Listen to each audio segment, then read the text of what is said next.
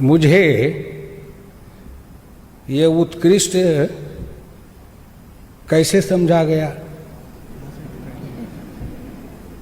न मेरा बाप उत्कृष्ट न मेरी माँ उत्कृष्ट, न मेरे खानदान में कोई उत्कृष्ट, न मुझे किसी का अनुग्रह, न किसी का अनुकंपा, न किसी का मेरे पीछे नाम, न मेरे पीछे कुछ, लेकिन फिर भी मुझे उत्कृष्ट चुना गया। मैं उस चुनने वाले को हृदय से धन्यवाद देता हूँ।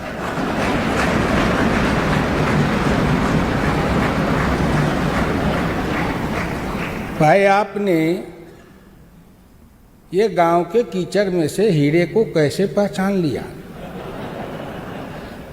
अब तक तो कितने पांव लगे, कितने ठोकर लगे, कितने अपमान सहे, लेकिन जब मैं बैठा करता था तो मेरी पत्नी मुझे कहा करती थी कि आपको कभी उत्कृष्ट सांसद का पुरस्कार मिलेगा, कोशिश करिए। तो मैं कहता था मैं कोशिश क्या करूँगा, क्योंकि वो भी राजनीति में है, वर्षों से सक्रिय रही। हम शंकर पार्वती जी के जैसे संवाद करते रहते हैं। तो मैंने कहा चलो काली माई सोचेगी तो कर देगी। मैं उनकी पूजा करता हूँ, मेरी कुल देवी है। लेकिन जब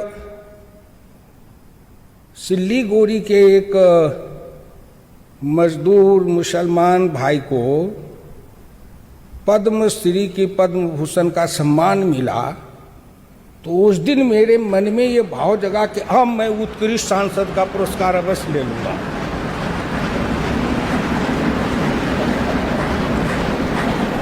ये अंतर मन से बोध हुआ।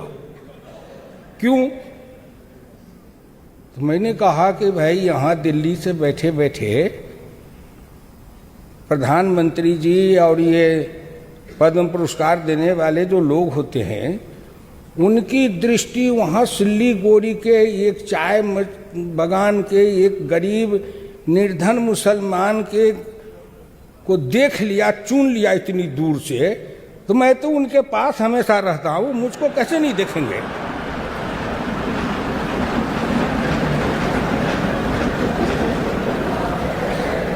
कैसे नहीं देखेंगे? लेकिन साहब, मैं धन्य भाग्यशाली हूं कि आखिर मुझे देख लिया गया। और आज मेरे गांव के लोग टीवी पर देख रहे होंगे, उनकी छाती कितनी फूलती होगी।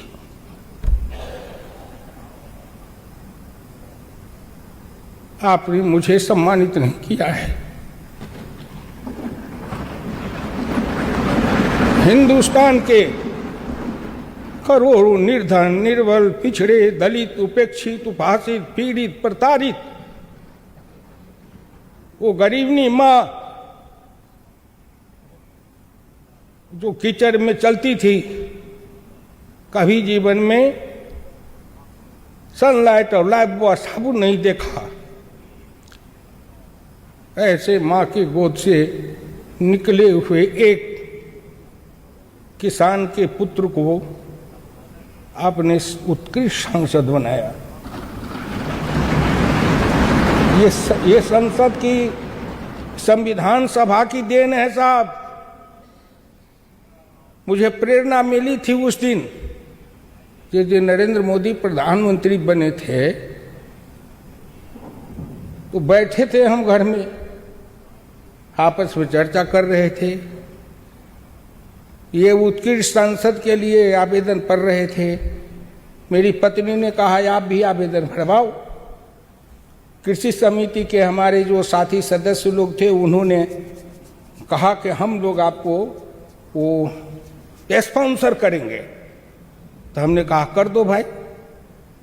लेकिन मुझे हुआ कि मुझे जरूर उत्कृष्ट माना जाएगा, क्योंकि जब एक गरीबनी, मजदूरीनी, साधारण माँ के कोख से जन्मा हुआ एक गरीब फुटपाथ पर सोने वाला, चाय बेचने वाला भारत का प्रधानमंत्री बना है, तो ये उत्कृष्ट सांसद का पुरस्कार कोई उससे बड़ा है?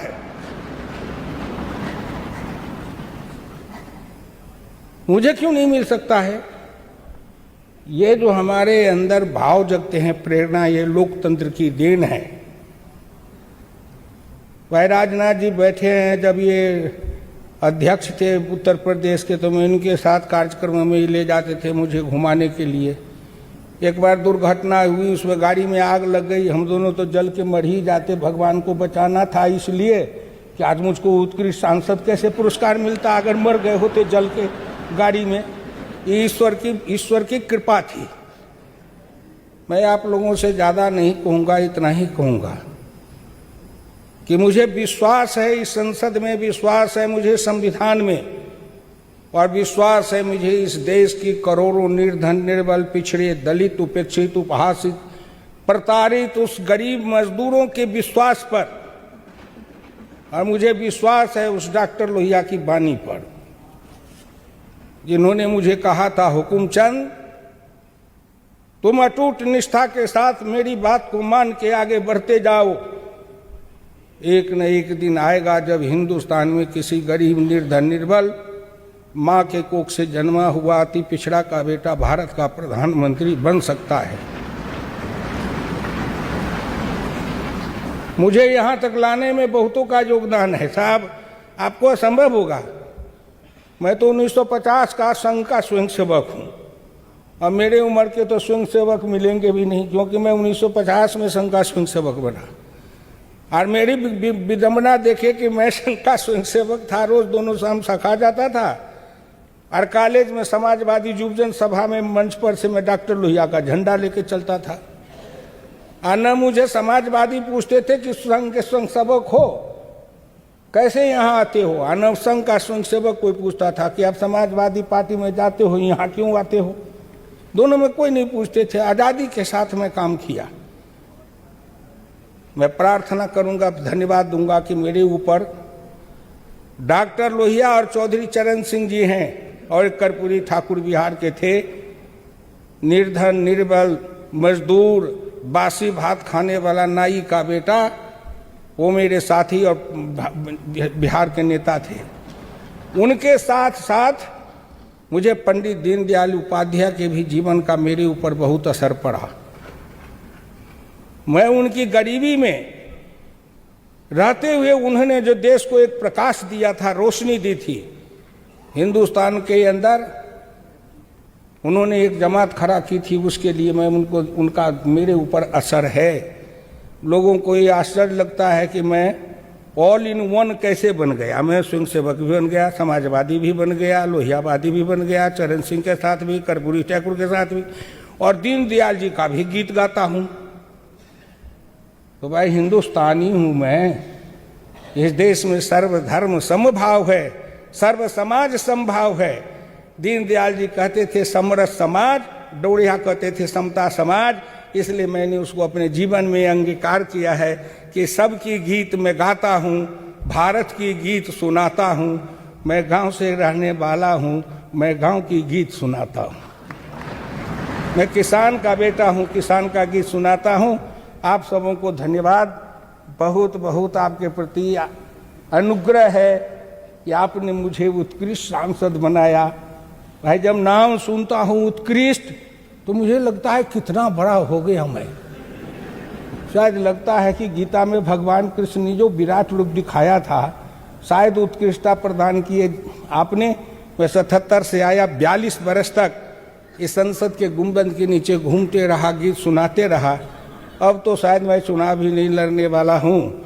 जीवन के इस अंतिम चरण में 42 वर्ष तक इस संसद में रहने के बाद अंतिम में आपने उत्कृष्टता का पुरस्कार देकर के जो विदाई समारोह में मुझे सम्मानित किया है, इसके लिए मेरा समाज, मेरे क्षेत्र के मधुबनी के गांव के गरीब किसान सभी आपके लिए अनुग्रहित रहेंगे साहब, सभी आपके लिए अनुग्रहित रहेंगे। बहुत बहुत धन्यवाद।